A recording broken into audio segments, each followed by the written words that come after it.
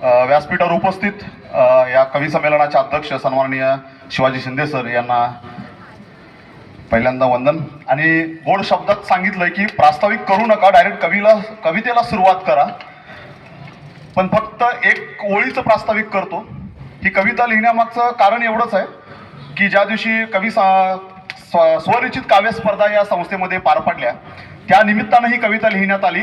आणि कवितेचा विषय निवडण्याचं कारण म्हणजे ज्या वेळेला माझं बीएससी झालं होतं आणि बीएससी झाल्यानंतर पुढं काय करावं हा प्रश्न होता. त्यावेळेला या बेळगावच्या एका वृत्तपत्रामध्ये कर्नाटक सरकार यावर्षी शिक्षकांच्या 14,000 जागा भरणार अशी ऍड छापून आली, बातमी छापून आली.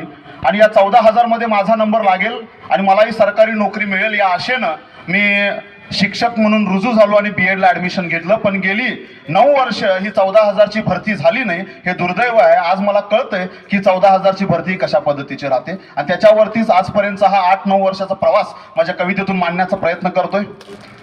का कुणाचं ठाऊक मी शिक्षक होऊन बसलो, का कुणाचं ठाऊक मी शिक्षक होऊन बसलो, 14,000ची शिक्षक भरती या बातमीत कसा फसलो. का कुणाचं ठाऊक मी शिक्षक होऊन बसलो, 14,000ची शिक्षक भरती या बातमीत कसा फसलो. कळलेच नाही 8 वर्षाचा वनवास कधी सरला. अहो कळलेच नाही 8 वर्षाचा वनवास कधी सरला. बिनपगारी फुल अधिकारी हा कोटाही आता भरला. बिनपगारी फुल अधिकारी हा कोटाही आता भरला. अशातही शिक्षकांच्या तालमीत मी कसलो. का कुणाचं ठाऊक मी शिक्षक होऊन बसलो, का कुणाचं ठाऊक मी शिक्षक होऊन बसलो. कष्टाने आईबापाने शिकवून मोठं केलं. प्रत्येक आईबापाचं स्वप्न होतं मुलाला मोठं करावं, शिकून मोठं करावं, जेणेकरून मुलगा मोठं होईल आणि आम्हालाही म्हातारपणे आमचा आधार बनेल. कष्टाने आईबापाने शिकवून मोठं केलं. शिकलेलं पोरगं बिनपगारी राबून मेलं. आज होईल उद्या होईल अशी आशा मनी बाळगून, आज होईल उद्या होईल अशी आशा मनी बाळगून प्रयत्नार्थी परमेश्वर हे जगालाही सांगून मी विधानसभेच्या पायरी समोर धरणे देऊन बसलो. का कुणाचं ठाऊक मी शिक्षक होऊन बसलो, का कुणाचं ठाऊक मी शिक्षक होऊन बसलो. फक्त माझ्या समोर शिक्षक आहेत, व्यासपीठावर शिक्षक आहेत आणि या शिक्षकांची व्यथा मी मांडतोय. फक्त शिकवणं म्हणजे आमचं काम नाही आहे. आम्हाला वाटतं ते बीएडला ऍडमिशन घेताना की मुलांना शिकवणं आमचं काम आहे. नाही, फक्त शिकवणं काम नाही आहे. विधानसभेसमोर आंदोलन करणं काम आहे, जिल्हाधिकाऱ्यांना निवेदन देणं काम आहे, मंत्र्यांच्या मागं फिरणं काम आहे, स्वतःच्या पगारासाठी सरकारकडे भीक मागणं सुद्धा काम आहे. हे खऱ्या अर्थाने या समाजाचं दुर्दैव आहे. अनुदानाच्या वाटेवरती मी हरवलो होतो अंधारात. अनुदानाच्या वाटेवरती मी हरवलो होतो अंधारात. संघटनेच्या साथीनं मी लढलो सरकारी दरबारात. दरवर्षी मोर्चे काढून निवेदनांचा पाऊस पडला. अहो दरवर्षी मोर्चे काढून निवेदनांचा पाऊस पडला. हा प्रश्न सोडविताना मात्र पुढाऱ्यांचा स्वार्थ नडला. हा प्रश्न सोडविताना मात्र पुढाऱ्यांचा स्वार्थ नडला. अहो मंत्र्यांच्या मागे फिरून मी 100 जोड घासलो. का कुणाचं ठाऊक मी शिक्षक होऊन बसलो, का कुणाचं ठाऊक मी शिक्षक होऊन बसलो. माझा विषय गणिताचा आहे आणि कवितेत थोडं गणित बोललं पाहिजे, कारण शिकवत आलोय 9 वर्ष गणित. बे एक के बे, बे दोन्ही चार. मुलांचा आवडता सब्जेक्ट कुठला आवडत नाही विचारला तर पहिला गणिताचं नाव येतं. गणिताचा वर्ग म्हणजे बे एक के बे आणि बे दोन्ही चार. गणिताचा वर्ग म्हणजे बे एक के बे, बे दोन्ही चार. कितीतरी विद्यार्थ्यांच्या मी नय्या केल्या पार. अजूनही भरपूर मला शिकवण्याची हौस. त्या हौसेपोटी गमावला मी 2 वेळचा घास. त्या हौसेपोटी गमावला मी 2 वेळचा घास. त्या घासाच्या आशेपोटी मी खोबऱ्यावानी किसलो.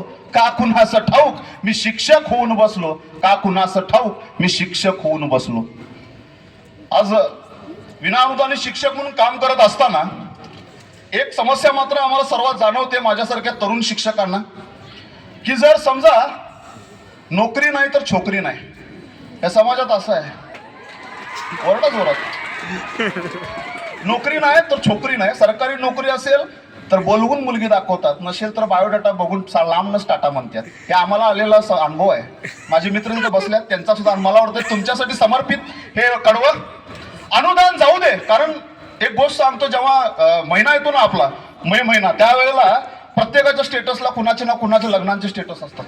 म्हणजे कॉंग्रॅच्युलेशन सगळ्यांचं असतं आणि आमचं बी असते. त्यांचं लग्नाचे दिवस त्यानंतर विचार केला तर लग्नाची सुरुवात होते आणि सुरुवात होत असताना पहिलं त्यांचं काय म्हणतो आपण आमच्याकडे जसं म्हणतो ना आपण त्यांच्याकडे प्री वेडिंग शूट. आता नवीन पद्धत आले, लग्नाच्या अगोदर फोटोशूटला जायचं, प्री वेडिंग शूट. आमचं बी असतंय प्री टेस्ट. त्यांचं लग्नानंतर अजून असतंय, लग्नानंतर फिरायला जायचं आणि फिरायला जाऊन मग तिथं फोटो मारायचे, त्याला नाव द्यायचं पोस्ट वेडिंग शूट. आमचं असतंय पोस्ट टेस्ट. त्याच्यानंतर अजून असतं, म्हणजे लग्न झालं, लग्नानंतर चाइल्ड 1 चाइल्ड 2 आमचं FA1 FA2 फिक्स. त्यामुळं काय आहे, माझ्या विद्यार्थ्यांना चांगलं पडतंय, मी त्यांचा क्लास टीचर होतो, दुखणं माझं त्यांना माहिती आहे. अनुदान जाऊ दे, आणि त्यामुळं कडवं घेतोय, अनुदान जाऊ दे कुणीतरी कन्यादान करावं म्हणतो. अनुदान जाऊ दे कुणीतरी कन्यादान करावं म्हणतो. जोडीदाराची वेकेंट पोस्ट या मे महिन्यात भरावी म्हणतो. अनुदान जाऊ दे कुणीतरी कन्यादान करावं म्हणतो. जोडीदाराची वेकेंट पोस्ट या मे महिन्यात भरावी म्हणतो. MSc ची डिग्री घेऊन, आमच्याकडे डिग्रीला येतो, MSc ची डिग्री घेऊन ITत मुलगी पाहण्यास गेलो. MSc ची डिग्री घेऊन ITत मुलगी पाहण्यास गेलो. म्हणालो सुखात ठेवीन सोन्यात रंगवीन, म्हणालो सुखात ठेवीन सोन्यात रंगवीन, मुलगी मला द्या रे. मुलीच्या बापानं हळूच विचारलं, बाळा परमनंट आहेस का रे? तसाच मुलीच्या बाने हळूच विचारलं, बाळा परमनंट आहेस का रे? तसाच उठलो, रिव्हर्स गिअर टाकून मागे मागे फिरलो. का कुणास ठाऊक मी शिक्षक होऊन बसलो, का कुणास ठाऊक मी शिक्षक होऊन बसलो. आता एवढं सगळं झालं तर पण शिक्षक होण्याचा आनंद आहे. कारण भले 8 वर्षाचा वनवास असेल, पण कसा गेला कळला नाही, आणि इथून पुढे चांगला जावा ही अपेक्षा करतो. आणि ही माझी प्रत्येक कविता माझ्या समोर बसलेल्या व्यासपीठावर असणाऱ्या त्या प्रत्येक शिक्षकाला समर्पित, ज्यांनी 15-15, 18-18 वर्ष या शिक्षकी पेशामध्ये कुठलीही अपेक्षा न करता सेवा केली.